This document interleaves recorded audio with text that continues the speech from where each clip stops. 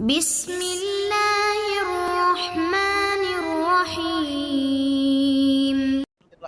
السلام علیکم مزید طلبہ کرام، امید ہے آپ حضرات خیریت سے ہوں گے۔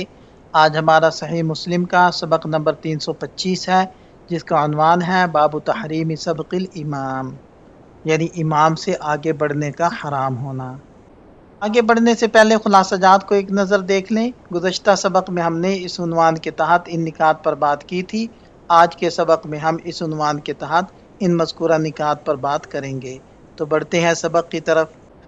ابھی قال حدثنا ابو بکر بن ابی شیبۃ وعلی بن حجر واللفظ لابی بکر قال ابن حجر اخبرنا وقال ابو بکر حدثنا علی بن مسہر عن المختار بن فلفل عن انس رضی اللہ عنہ قال صلى بنا رسول اللہ صلی اللہ علیہ وسلم ذات یوم فلما قضى اقبل علينا بوجهه فقال ایها الناس انی امامکم فلا تسبقونی بالرکوع ولا بالسجود ولا بالقیام ولا بالانصراف فإني أراكم أمامي ومن خلفي ثم قال والذي نفس محمد بيده لو رأيتم ما رأيت لضحكتم قليلا ولبكيتم كثيرا قالوا وما رأيت يا رسول الله قال رأيت الجنة والنار۔ حضرت انس رضی اللہ عنہ فرماتے ہیں کہ ایک روز نبی پاک صلی اللہ علیہ وسلم نے ہمیں نماز پڑھائی۔ نماز سے فراغت کے بعد ہماری جانب رخ فرمایا اور ارشاد فرمایا کہ اے لوگو، میں تمہارا امام ہوں، لہذا مجھ سے آگے مت بڑھو رکوع یا سجدہ یا قیام میں، اور نہ ہی سلام پھیرنے میں، اس لیے کہ میں تمہیں سامنے سے بھی دیکھتا ہوں اور پیچھے سے بھی۔ پھر سلسلہ کلام جاری رکھتے ہوئے فرمایا اس ذات کی قسم جس کے قبضے میں محمد صلی اللہ علیہ وسلم کی جان ہے، اگر تم وہ کچھ اپنی آنکھوں سے مشاہدہ کر لو جو میں مشاہدہ کرتا ہوں تو ضرور بے ضرور تم ہنسنا کم کر دو اور رونے کی کثرت کر دو۔ صحابہ کرام نے عرض کیا یا رسول اللہ، آپ کیا مشاہدہ کرتے ہیں؟ فرمایا جنت اور جہنم کے مناظر میرے سامنے ہوتے ہیں۔ اس اسناد کے رجال 5 ہیں۔ پہلے ہیں ابو بکر بن ابی شیبہ، دوسرے ہیں علی بن حجر السعدی المروزی ثقۃ حافظ، تیسرے ہیں علی بن مسہر القرشی الکوفی، چوتھے ہیں المختار بن فلفل ثقۃ، اور 5ویں نمبر پر ہے صحابی رسول حضرت انس بن مالک رضی اللہ عنہ۔ جہاں اس اسناد کے لطائف کو ذکر کیا جا رہا ہے، یہ امام مسلم رحمۃ اللہ علیہ کی رباعیات میں سے ہے، اور اس اسناد کے صحابی راوی حضرت انس بن مالک رضی اللہ عنہ ہیں، جو مکثرین 7 میں سے ایک ہیں، معمر صحابہ کرام میں سے ہیں، اور بصرہ میں صحابہ کرام میں سے سب سے آخر میں انہوں نے وفات پائی۔ حدیث پاک کا ایک لفظ ہے ولا بالانصراف۔ امام نووی رحمہ اللہ فرماتے ہیں کہ یہاں انصراف سے مراد نماز کے اختتام پر سلام پھیرنا ہے، یعنی مقتدی کو چاہیے کہ وہ امام سے پہلے سلام نہ پھیرے۔ دوسری تشریح یہ کی گئی ہے کہ انصراف سے مراد امام سے پہلے نماز کی جگہ چھوڑ کر جانا ہے۔ اس ممانعت کی 2 بڑی حکمتیں بیان کی گئی ہیں۔ پہلی حکمت، مقتدی امام کے ساتھ بیٹھا رہے تاکہ اسے امام کے ساتھ مل کر دعا کرنے کی فضیلت اور برکت حاصل ہو سکے۔ دوسری حکمت یہ بھی ممکن ہے کہ امام سے نماز میں کوئی بھول ہو گئی ہو اور اسے مسجد میں بیٹھے بیٹھے یاد آ جائے تو وہ سجدہ سہو کے ذریعے اس کی تلافی کر لے گا، جیسے کہ مشہور صحابی حضرت ذوالیدین رضی اللہ عنہ کے واقعے میں پیش آیا تھا۔ اگر مقتدی پہلے ہی چلا جائے گا تو اس کی نماز ناقص رہ جائے گی۔ اس بات کی تائید امام ابو داؤد رحمہ اللہ کی اس روایت سے بھی ہوتی ہے، جس میں حضرت عبداللہ ابن عباس رضی اللہ عنہما بیان کرتے ہیں کہ نبی پاک صلی اللہ علیہ وسلم نے صحابہ کرام کو نماز کی ترغیب دی اور اس بات سے سختی سے منع فرمایا کہ وہ امام کے واپس مڑنے سے پہلے اپنی جگہ چھوڑ کر جائیں۔ امام طبرانی رحمہ اللہ نے المعجم الکبیر میں مستند اور ثقہ راویوں کے حوالے سے حضرت عبداللہ ابن مسعود رضی اللہ عنہ کا یہ ارشاد نقل کیا ہے کہ اگر امام سلام پھیر دے اور کسی شخص کو کوئی ضروری کام یا حاجت ہو تو اس کے لیے یہ انتظار کرنا ضروری نہیں کہ امام اپنا رخ مقتدیوں کی طرف کرے، کیونکہ سلام پھیرنے سے نماز بہرحال مکمل ہو جاتی ہے۔ خود حضرت عبداللہ ابن مسعود رضی اللہ عنہ کا بھی یہی عمل مروی ہے کہ وہ سلام کے بعد اپنی جگہ پر زیادہ دیر نہیں بیٹھتے تھے، بلکہ کھڑے ہو جاتے تھے یا جگہ تبدیل کر لیتے تھے۔ حدیث کے دوسرے حصے میں نبی پاک صلی اللہ علیہ وسلم نے فرمایا کہ اگر تم وہ دیکھ لو جو میں نے دیکھا ہے تو تم ہنستے کم اور روتے زیادہ۔ یہاں ایک لطیف سوال پیدا ہوتا ہے کہ جنت کے حسین مناظر دیکھ کر تو انسان کو خوش ہونا چاہیے، پھر رونے کی کیا وجہ ہے؟ شارحین اس کے 2 نہایت خوبصورت وجوہات بیان کرتے ہیں۔ پہلی وجہ محروم لوگوں پر ترس۔ زیادہ رونا اس کی وجہ سے ہو سکتا ہے کہ انسان کو ان لوگوں کی بدقسمتی پر ترس اور رقت آ جائے جو اپنے گناہوں کی وجہ سے جنت کی ان عظیم نعمتوں سے محروم رہ جائیں گے۔ دوسری وجہ اعمال کی کمی کا احساس، کہ جب انسان جنت کے ان شاندار اور عظیم الشان درجات کو دیکھے گا تو اسے شدت سے احساس ہوگا کہ ان تک پہنچنے کے لیے میں نے کتنے کم اعمال کیے ہیں، اور اسی ندامت اور طلب میں اس کی آنکھوں سے آنسو جاری ہو جائیں گے۔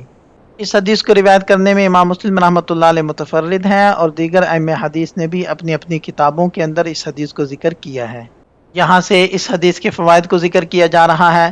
اس حدیث کا سب سے بنیادی اور واضح فقہی مسئلہ یہ ہے کہ نماز باجماعت میں مقتدی کے لیے اپنے امام سے کسی بھی رکن میں آگے بڑھنا یعنی سبقت لے جانا صریحاً حرام ہے، چاہے وہ رکوع ہو، سجدہ ہو، قیام ہو یا نماز کے اختتام پر سلام پھیرنا ہو۔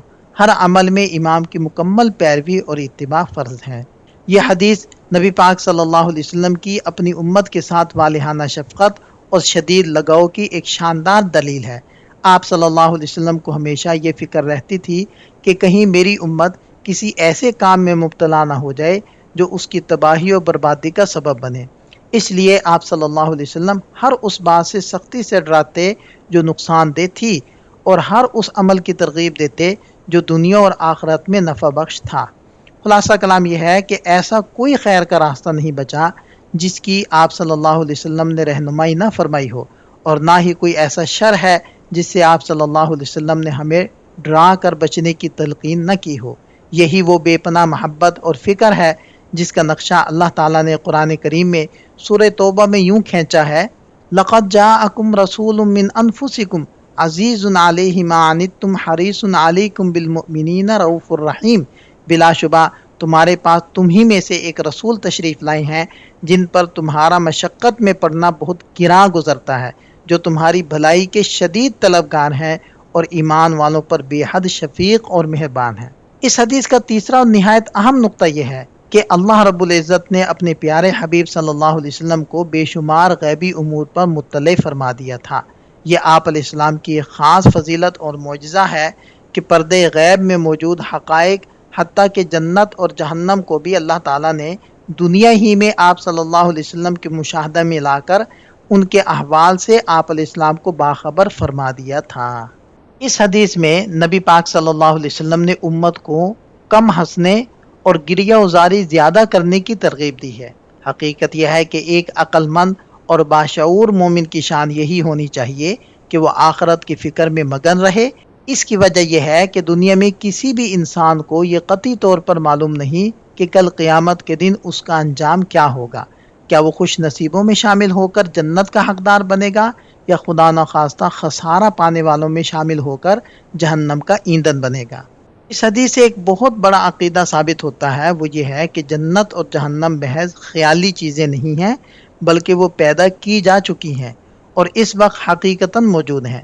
مشہور محدث امام نووی رحمہ اللہ نے اسی حدیث سے یہ عظیم استدلال کیا ہے کہ چونکہ نبی پاک صلی اللہ علیہ وسلم نے ان کا مشاہدہ فرمایا ہے، لہذا ان کا وجود برحق ہے۔ وبه قال حدثنا قتيبة بن سعيد قال حدثنا جرير قال وحدثنا ابن نمير وإسحاق بن إبراهيم عن ابن فضيل جميعا عن المختار عن أنس رضي الله عنه عن النبي صلى الله عليه وسلم بهذا الحديث وليس في حديث جرير ولا بالانصراف۔ اس اسناد کے رجال 7 ہیں۔ پہلے ہیں قتیبہ بن سعید، دوسرے ہیں جریر بن عبد الحمید بن قرط الضبی ثقۃ، تیسرے ہیں ابن نمیر جن کا نام ہے محمد بن عبداللہ، چوتھے ہیں اسحاق بن ابراہیم ابن راہوے، پانچویں ہیں ابن فضیل جن کا نام ہے محمد بن فضیل، اور باقی 2 حضرات کا تذکرہ سابقہ سند میں ہو چکا ہے۔ وبه قال حدثنا خلف بن هشام وابو الربيع الزهراني وقتيبة بن سعيد كلهم عن حماد قال خلف حدثنا حماد بن زيد عن محمد بن زياد قال حدثنا أبو هريرة رضي الله عنه قال قال محمد صلى الله عليه وسلم أما يخشى الذي يرفع رأسه قبل الإمام أن يحول الله رأسه رأس حمار۔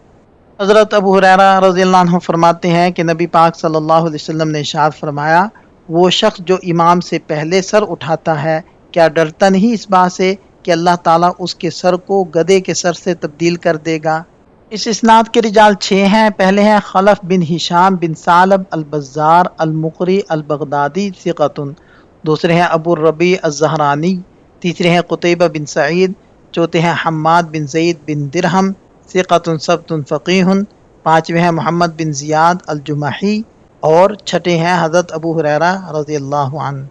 یہاں اس اسناد کے لطائف کو ذکر کیا جا رہا ہے، یہ بھی رباعیات میں سے ہے، اس کے رجال ستہ کے رجال ہیں، اور اس میں صحابی راوی حضرت ابو ہریرہ رضی اللہ عنہ ہیں۔ یہاں اس حدیث کی تخریج کو ذکر کیا جا رہا ہے۔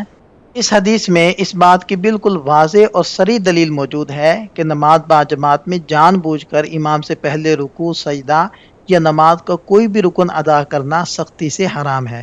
اس کی سب سے بڑی دلیل یہ ہے کہ ایسا کرنے والے کو مسخ یعنی چہرے یا شکل بگاڑ دیے جانے کی سخت وعید سنائی گئی ہے، اور شریعت میں مسخ کا عذاب اللہ تعالیٰ کی شدید ترین سزاؤں میں شمار ہوتی ہے۔ اس معاملے کی سنگینی کا اندازہ صحابہ کرام کے ان اقوال سے بخوبی لگایا جا سکتا ہے۔ حضرت عبداللہ بن مسعود رضی اللہ عنہ نے ایک شخص کو امام سے سبقت لے جاتے ہوئے دیکھا تو شدید ناپسندیدگی کا اظہار کرتے ہوئے فرمایا، نہ تو نے اکیلے نماز پڑھی اور نہ ہی اپنے امام کی اقتداء کی۔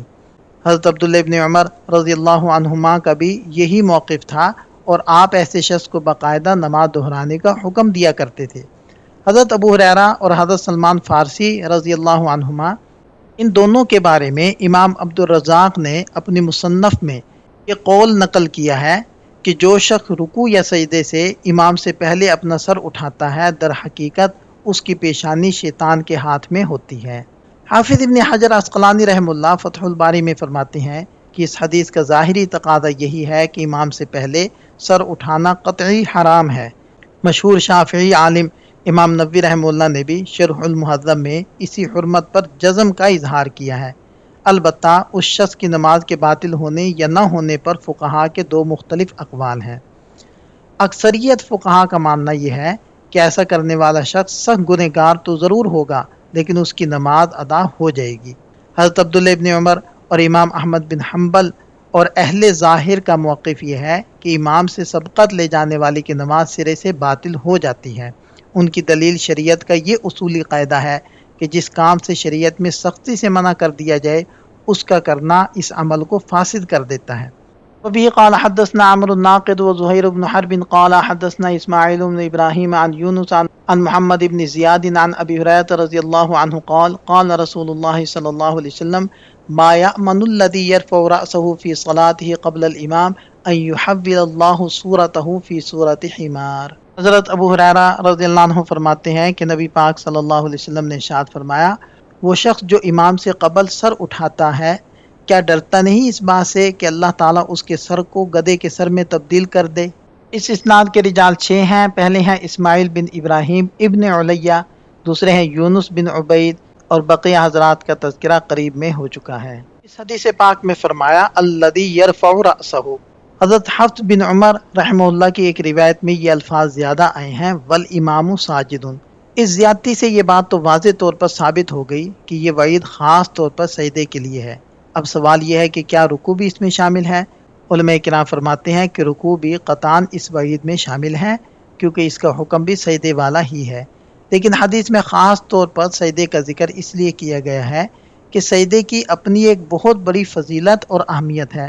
حدیث پاک کے مطابق بندہ سجدے کی حالت میں اپنے رب کے سب سے زیادہ قریب ہوتا ہے، کیونکہ یہ عاجزی اور بندگی کی آخری حد ہے۔ چونکہ سجدہ ایک عظیم ترین رکن ہے، اس لیے بطور خاص اس میں سبقت لے جانے پر اتنی سخت تنبیہ کی گئی۔ دوسرا امکان یہ بھی ہے کہ عربی زبان کے قاعدے کے مطابق دو ہم پلہ چیزوں یعنی رکوع اور سجدہ میں سے ایک کا ذکر کر کے دونوں مراد لی گئی ہیں، جیسے کہ تغلیب کے اندر اسی طرح ہوتا ہے۔ اب ایک اور سوال پیدا ہوتا ہے کہ امام سے پہلے سر اٹھانا تو منع ہے، لیکن کیا امام سے پہلے جھکنا بھی منع ہے؟ بعض علماء کہتے ہیں کہ یہ بدرجہ اولا منع ہے۔ اس کی دلیل یہ ہے کہ قیام اور جلسہ یہ تو محض وسائل ہیں، جبکہ رکوع اور سجدہ نماز کے اصل مقاصد ہیں۔ جب وسائل میں امام کی پیروی فرض ہے تو پھر مقاصد میں تو بدرجہ اولا امام کی پیروی فرض ہونی چاہیے۔ شارحین فرماتے ہیں کہ یہ دلیل اتنی واضح نہیں ہے، کیونکہ امام سے پہلے سر اٹھانے کا مطلب یہ ہے کہ مقتدی نے اپنے رکوع یا سجدے کو مکمل ہونے سے پہلے ہی کاٹ دیا، اور نماز کے بنیادی مقاصد میں نقص ڈالنا زیادہ بڑا جرم ہے بنسبت وسائل میں نقص ڈالنے کے۔ اس بحث کو سمیٹتے ہوئے حافظ ابن حجر عسقلانی رحمہ اللہ فتح الباری میں فرماتے ہیں کہ امام سے پہلے جھکنے اور سر اٹھانے دونوں کی ممانعت ایک اور حدیث سے واضح ہو جاتی ہے۔ امام بزار رحمہ اللہ نے حضرت ابو ہریرہ رضی اللہ عنہ سے مرفوعاً یہ حدیث نقل کی ہے کہ جو شخص امام سے پہلے جھکتا ہے یا سر اٹھاتا ہے اس کی پیشانی یقیناً شیطان کے ہاتھ میں ہے، گویا کہ شیطان نماز میں بھی اس سے جلد بازی کروا رہا ہے۔ البتہ حافظ ابن حجر رحمہ اللہ فرماتے ہیں کہ امام عبد الرزاق رحمہ اللہ نے اس روایت کو حضرت ابو ہریرہ رضی اللہ عنہ کا اپنا قول قرار دیا ہے اور محدثین کے نزدیک یہی بات زیادہ محفوظ اور درست ہے۔ سر کا گدھے جیسا ہو جانا، اس وعید کا اصل مطلب کیا ہے؟ یہاں ایک بہت بڑا سوال پیدا ہوتا ہے کہ کیا واقعی اس شخص کی شکل گدھے جیسی ہو جائے گی؟ اس پر علماء کرام اور شارحین کا اختلاف ہے اور دو اہم آراء سامنے آتی ہیں۔ بعض علماء کے نزدیک یہ تبدیلی ظاہری نہیں بلکہ معنوی ہے، چونکہ گدھا اپنی کند ذہنی، کم عقلی اور بیوقوفی کی وجہ سے ضرب المثل ہے، اس لیے یہاں اس شخص کی حماقت کو گدھے سے تشبیہ دی گئی ہے جو اتنا بیوقوف ہے کہ نماز کے فرائض اور امام کی پیروی کے بنیادی آداب تک کو نہیں جانتا۔ اس مجازی معنی کو تقویت اس بات سے بھی ملتی ہے کہ ہم روزمرہ زندگی میں دیکھتے ہیں کہ بہت سے لوگ یہ غلطی کرتے ہیں لیکن بظاہر کسی کا سر گدھے جیسا نہیں ہوتا۔ اس اعتراض پر امام ابن دقیق العید رحمہ اللہ نے بڑا خوبصورت اور منطقی جواب دیا ہے۔ وہ فرماتے ہیں کہ حدیث کے یہ مطلب ہرگز نہیں کہ ایسا لازماً ہو کر رہے گا، بلکہ حدیث کا مطلب یہ بتانا ہے کہ ایسا کرنے والا شخص اپنے آپ کو اس ہولناک عذاب کے خطرے میں ڈال رہا ہے اور یہ پوری طرح ممکن ہے کہ اس پر یہ عذاب آ جائے۔ شریعت کا قاعدہ ہے کہ کسی خطرے کی زد میں آنے کا یہ مطلب نہیں ہوتا کہ وہ نقصان لازماً پیش آ جائے۔ علامہ ابن بزیزہ رحمہ اللہ فرماتے ہیں کہ اس وعید کا مطلب ظاہری شکل کا بدل جانا بھی ہو سکتا ہے اور باطنی صفت کا بدل جانا بھی ہو سکتا ہے، اور یہ بھی ممکن ہے کہ یہ دونوں سزائیں ایک ساتھ مل جائیں۔ بہت سے محققین نے اسے اس کے ظاہری معنی پر ہی رکھا ہے، کیونکہ اللہ کی قدرت سے یہ بات بالکل بعید نہیں کہ وہ حقیقت میں کسی نافرمان کا سر گدھے جیسا کر دے۔ اس پوری بحث کو سمیٹتے ہوئے حافظ ابن حجر عسقلانی رحمہ اللہ ایک شاندار علمی نقطہ بیان کرتے ہیں۔ وہ فرماتے ہیں کہ اگر ہم اسے ظاہری شکل کے بگڑنے پر محمول کریں تو یہ مسخ خاص کہلائے گا، یعنی کسی فرد واحد کی شکل کا بگڑنا، کیونکہ احادیث صحیحہ سے یہ بات تو ثابت ہے کہ اس امت پر مسخ عام نہیں ہوگا، لیکن کسی ایک آدھ شخص پر اس کے انفرادی جرم کی وجہ سے مسخ خاص قطعی طور پر ممکن ہے اور اس پر کوئی پابندی نہیں ہے۔ اس عبارت میں حافظ ابن حجر رحمہ اللہ نے ایک نہایت عبرت انگیز واقعہ نقل کیا ہے کہ ایک محدث کے بارے میں حکایت کی جاتی ہے کہ وہ علم حدیث حاصل کرنے کے لیے دمشق کے ایک بہت مشہور اور بڑے شیخ کے پاس گئے۔ وہ طالب علم طویل عرصے تک ان شیخ کے پاس پڑھتے رہے، لیکن عجیب بات یہ تھی کہ شیخ نے اپنے اور شاگرد کے درمیان ہمیشہ ایک پردہ لٹکایا ہوا تھا اور شاگرد نے کبھی ان کا چہرہ نہیں دیکھا تھا۔ جب شاگرد کو ان کی خدمت میں ایک طویل عرصہ گزر گیا اور شیخ نے حدیث رسول صلی اللہ علیہ وسلم کے لیے اس کی سچی طلب اور لگن دیکھ لی تو ایک دن شیخ نے اپنے چہرے سے پردہ ہٹا دیا۔ شاگرد نے دیکھا کہ ان کا چہرہ ایک گدھے کے چہرے جیسا تھا۔ اس بزرگ نے اپنے شاگرد سے کہا کہ اے میرے بیٹے، نماز میں کبھی امام سے سبقت نہ لے جانا۔ جب مجھ تک یہ حدیث پہنچی تھی تو میں نے اپنی کم فہمی کی وجہ سے اسے ناممکن سمجھا اور اس کا تجربہ کرنے کے لیے جان بوجھ کر امام سے پہلے سر اٹھا لیا۔ اسی نافرمانی کی سزا میں جیسا کہ تم دیکھ رہے ہو میرا چہرہ گدھے جیسا کر دیا گیا۔ ابھی قال حدثنا عبد الرحمن بن سلام الجمحی وعبد الرحمن بن الربیع بن مسلم جميعا عن الربیع بن مسلم قال وحدثنا عبد الله بن معاذ قال حدثنا ابي قال حدثنا شعبة قال وحدثنا ابو بكر بن ابي شيبة قال حدثنا وكيع عن حماد بن سلمة كلهم عن محمد بن زياد عن ابي هريرة رضي الله عنه عن النبي صلى الله عليه وسلم بهذا غير ان في حديث الربيع بن مسلم ان يجعل الله وجهه وجه حمار۔ اس اسناد کے رجال 11 ہیں۔ پہلے ہیں عبد الرحمن بن سلام الجمحی، دوسرے ہیں عبد الرحمن بن ربیع بن مسلم، تیسرے ہیں الربیع بن مسلم الجمحی، چوتھے ہیں عبید اللہ بن معاذ العنبری، پانچویں ہیں ان کے والد گرامی معاذ بن معاذ، اور چھٹے ہیں شعبہ بن الحجاج، ساتویں ہیں وکیع بن جراح، اور آٹھویں ہیں حماد بن سلمہ بن دینار۔ بقیہ حضرات کا تذکرہ سابقہ باب میں ہو چکا ہے۔ یہ ان احادیث سے حاصل ہونے والے چند فوائد اور نکات ہیں۔ یہاں ہمارا سبق مکمل ہو جاتا ہے، ایک نظر خلاصے کو دیکھ لیں۔ یہ سبق سے متعلق چند سوالات ہیں، ان کے جواب تحریر کریں۔ ملتے ہیں نئے سبق کے ساتھ۔ اللہ تعالی ہم سب کا حامی و ناصر ہو۔ دعا میں یاد رکھیے گا۔ السلام علیکم۔